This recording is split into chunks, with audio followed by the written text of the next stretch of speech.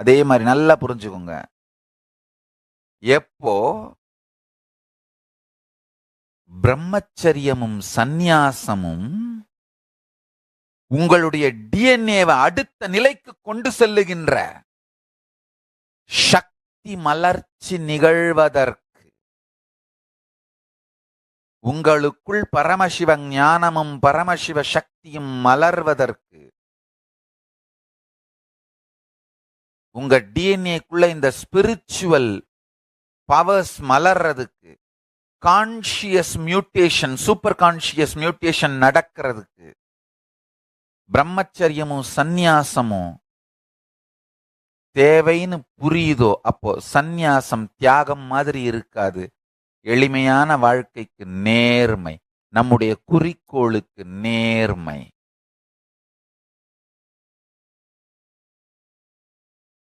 குறிக்கோளுக்கு நேர்மை. பெருமான் பூமிக்குள்ள வந்துட்டாரு. பரமசிவ பரம்பொருள் பரமசிவ ஞானத்தையும் பரமசிவ சக்திகளையும் எடுத்துட்டு பூமிக்கு வந்துட்டார். இப்போ பொட்டியை திறந்து கொடுக்க ஆரம்பிக்கிறாரு. யாரெல்லாம் தன் உயிரை திறந்து வாங்கிக் கொள்கிறீர்களோ வாங்கிக் கொள்ளுங்கள். உயிரை திறந்து மடிப்பிச்சை வாங்கிக் கொள்கிறீர்களோ வாங்கிக் கொள்ளுங்கள்.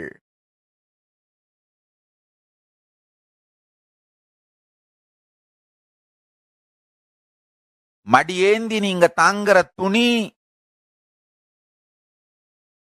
சாதாரண கலர் துணியா இருந்தா நாம் போடுறதுல 10% நிற்கும், மீதி எல்லாம் போயிரும். அது காவி துணியா இருந்தா நாம் போடுறதுல 90% நிற்கும், 10% தான் போகும். அவ்வளவுதான். அதுக்கு தான் காவி, வேற எதுக்கும் இல்ல.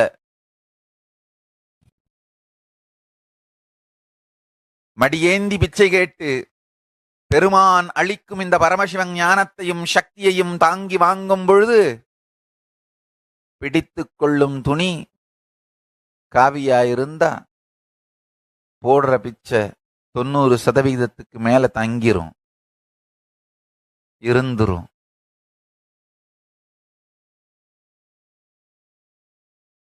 வெறுந்துணியா இருந்தா வடிஞ்சிரும்.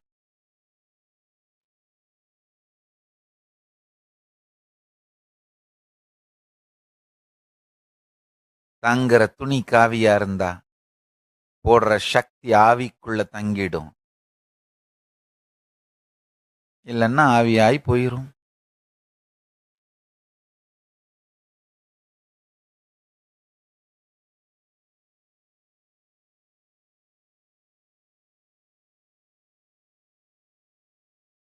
காவி உயிரை உயிர்ப்பிக்க அக்னிக்குள் நுழைவது,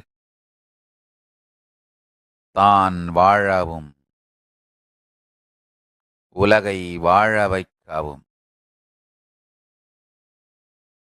நம்மை நாமே இந்த மிக பெரும் ஞான தீயில் ஆகுதியாய் அர்ப்பணித்துக் கொள்வதே காவி. பரமசிவ ஞானமெனும் பெரும் ஞான தீயில் தன்னை தானே ஆகுதியாய் அளித்துக் கொள்வதே காவி.